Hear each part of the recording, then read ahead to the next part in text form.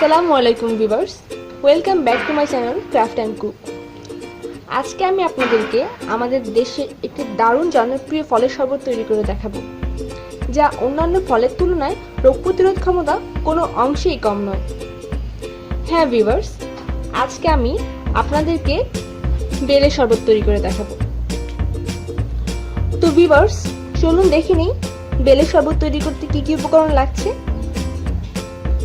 এখানে আমি একটি বেল নিয়েছি, পাকা বেল, এটাকে আমি আগেই ফাটিয়ে নিয়েছি।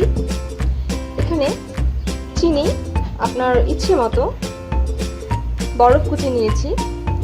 এখানে নিয়েছি 1 চিমটি বিট লবণ, 1 চিমটি সাদা গোলমরিচের গুঁড়া এবং ইচ্ছে মতো পরিমাণ মতো লবণ।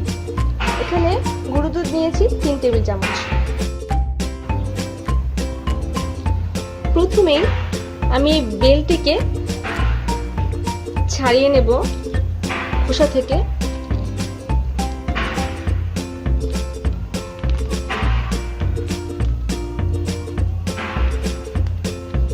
নিয়ে নিয়েছি।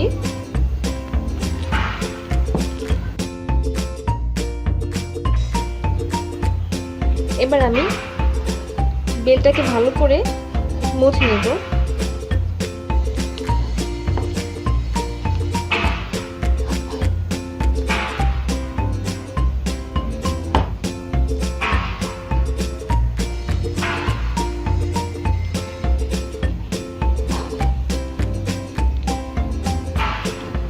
গ্লাস পানি দিব।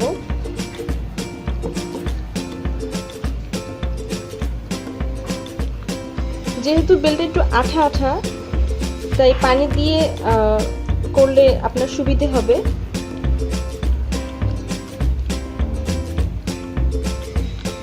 আমি আরেকটু পানি দেব।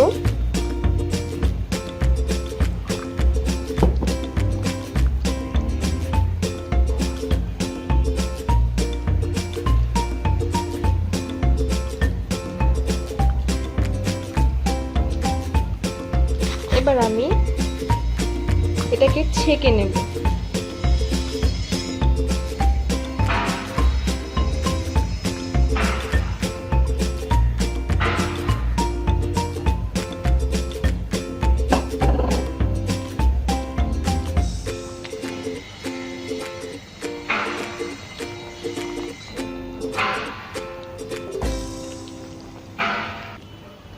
আমি এখন এখানে আরেকটু পানি দিয়ে ভালো করে মিক্স করে নেব। তারপর এটাকে আমি আবার ছেঁকে নেব।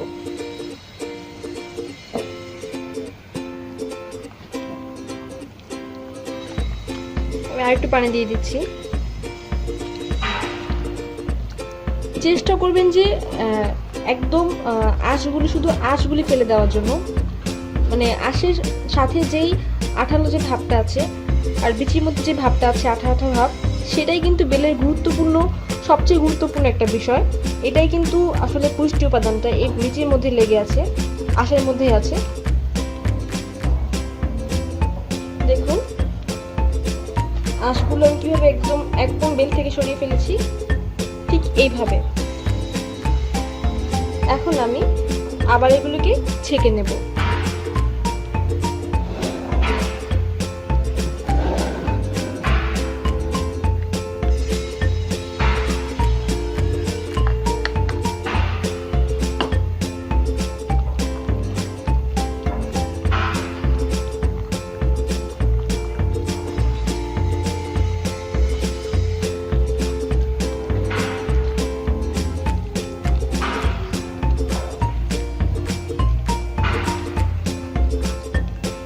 ভিউয়ার্স, এখন আমি এখানে একটুখানি সাদা গোলমরিচের গুঁড়ো দিয়ে দেবো। তারপর বিট লবণ দেব, সাদা লবণ দেব, খাওয়ার যে লবণটা সেটা, চিনি দেব। চিনি আপনি ইচ্ছা মতো দেবেন। আমি এখানে এই চামচে 3 চামচ দিলাম। দুধ দিচ্ছি।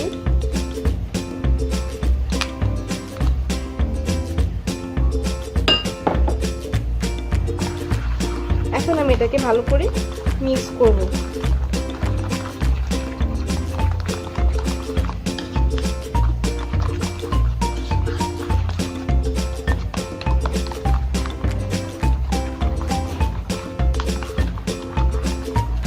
চিনিটা গলে যাওয়া পর্যন্ত নাড়তে থাকবো।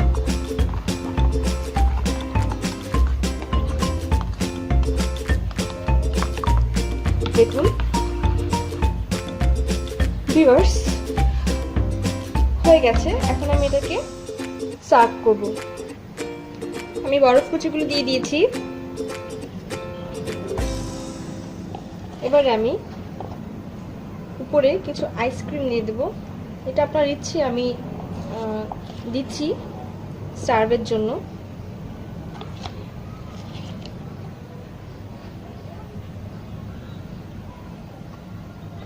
ভিউয়ার্স, তৈরি হয়ে গেল বেলের শরবত। গরমের দিনে শরীর ও মন দুটোই ঠান্ডা রাখতে পান করতে পারেন 1 গ্লাস বেলের শরবত। আশা করছি আপনাদের কাছে রেসিপিটি খুব ভালো লেগেছে। ভালো লাগলে একটা লাইক হয়ে যাক, আর অবশ্যই আমার নতুন নতুন আরও ভিডিও পেতে আমার চ্যানেলটি সাবস্ক্রাইব করে রাখবেন। আজকের মতো এখানেই বিদায় নিচ্ছি। আল্লাহ হাফেজ।